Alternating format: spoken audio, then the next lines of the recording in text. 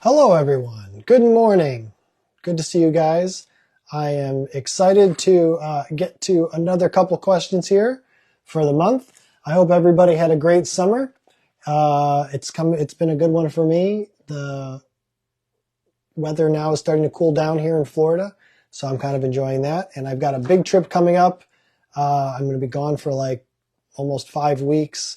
I'm going to hit 7 different states. I'll probably see some of you guys in that process.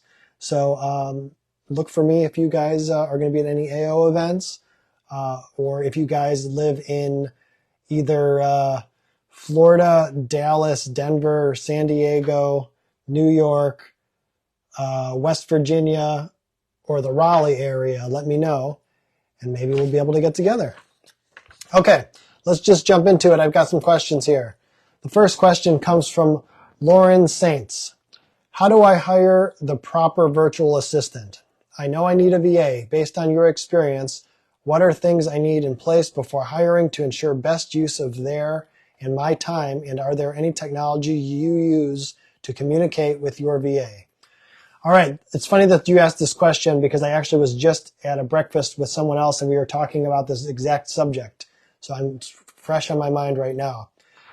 So first answer is, what you need to do is be clear on what type of VA you want. I think the biggest mistake people make sometimes with finding a VA is that they're not clear on what VA they want.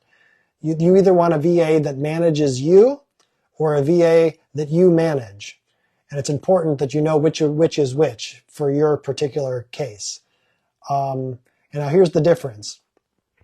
A VA that manages you is someone who you're expecting to take very little information and be able to output what you need to do, or what the things that they can't do for you, that they come back to you with a list of things and answer questions, and it's a high touch, I guess is maybe a good way of saying it, VA. That's somebody who's really going to manage you and get you where you need to go and make sure that you've got all the things you need and they're helping push your business forward with you. If you want a VA that's just going to do things that you ask them to do, then that would be a VA that is like low touch, or someone that you have to manage. If you don't ask them to do anything, then they don't do it. So I would say be clear on which of those two types of VAs that you want. And then from there, you have to go and find the right person based on whichever you want. Yeah, that's an important distinction to make. I made that mistake many times until I figured that out. And by the way, I have a executive assistant. She manages me. So she knows and controls most of my life, which I enjoy very much. So it allows me the time to go off and do the things that I can add a lot of value. And she takes over everything else from there and keeps me moving in the right direction. All right, next question. Marcus Palmery. Mentally, what helped you transition from solopreneur to business owner in the beginning? I know to build a company, I need to hire people. I do 6 figures with clients now, and it's a mental thing to hire other technicians in my businesses and pay them from money I earn now so I can do more selling. How do I get over this mental challenge? Great question. So, the first thing you need to be aware of is that time is money, right? Time really is money. So the time that you spend doing anything in your business that isn't driving the business forward is potentially lost time.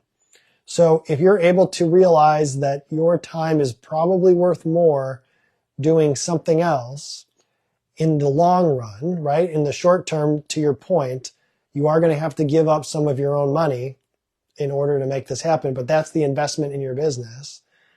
But then if you're able to if you're hiring somebody for $50 an hour and you're going to go out and make sales, and those sales drive the business forward to the tune of $500,000 more for the year, obviously your time is better spent out selling than it is working when you can pay someone else $50 an hour. So for me, I think that's the mental leap that I had to make, was that my time was worth more doing these other things as opposed to just keeping the money for myself. And now that's a hard decision to make, because the reality of it is there might be times in the short term when you're making less money, you're doing potentially more revenue, making less money.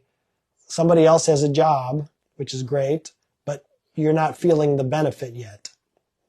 As entrepreneurs, we go through those ups and downs. And so you'll have to kind of be ready for that and be used to that. But in the long run, if you want to grow a business, that's the way to do it.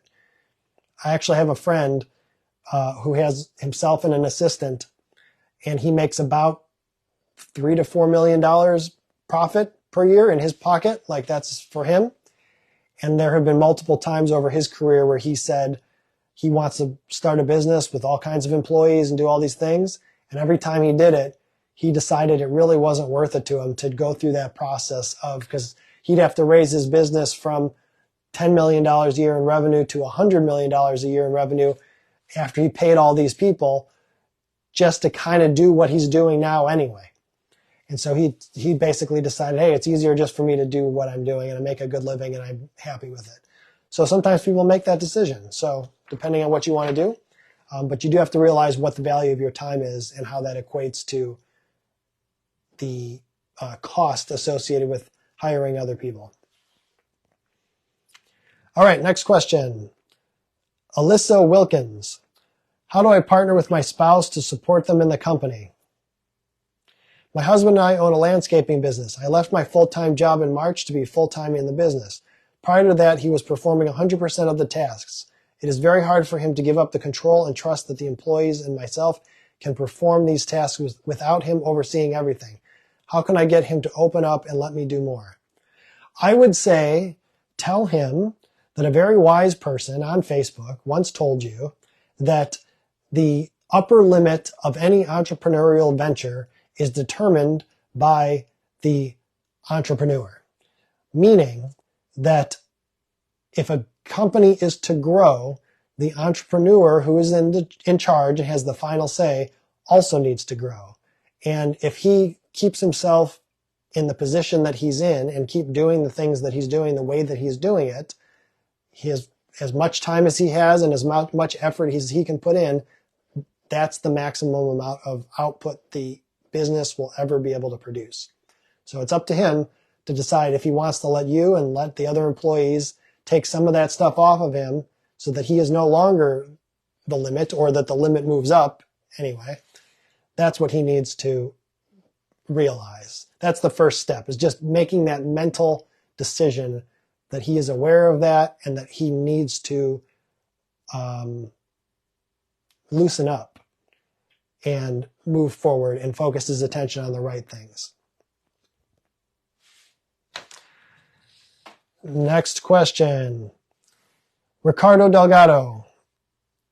As a business owner, in general, what relationships are key to have in my network as I build? My background is in service. I own a barber shop and I also am a barber. I need to continue building relationships. I'm in AO, obviously, and I am in Toastmasters. I also attend some industry events. I worry I might not have some critical contacts in my network that I am not thinking about. Any ideas? Yeah, I mean, the first three that jump to mind are, you really should have an accountant and a lawyer that you trust and that you see and talk to regularly. Even if it's just about general connection, relationship building, business stuff. Accountants and lawyers who are good and who are active in their community they themselves have fantastic networks. And if they know about what you're doing and what you need, and they trust you and you trust them, that's a great one-to-many type relationship that you can build. Because whenever something comes up that you might not have an answer to, you can call them up, your lawyer and your accountant. You can say, hey, this is the problem I have, or this is what I'm trying to accomplish. What should we do? They very well, if they don't have a direct answer themselves, they very well may know the next person that you should ask and to get that help. So I would say develop that relationship with a lawyer and an accountant that you like very much and that are strategically have great networks themselves. All right, that's it. I don't have any more questions for today. It was great to see everybody. If I can be of any help to any of you, just let me know. But otherwise, I will see you next time.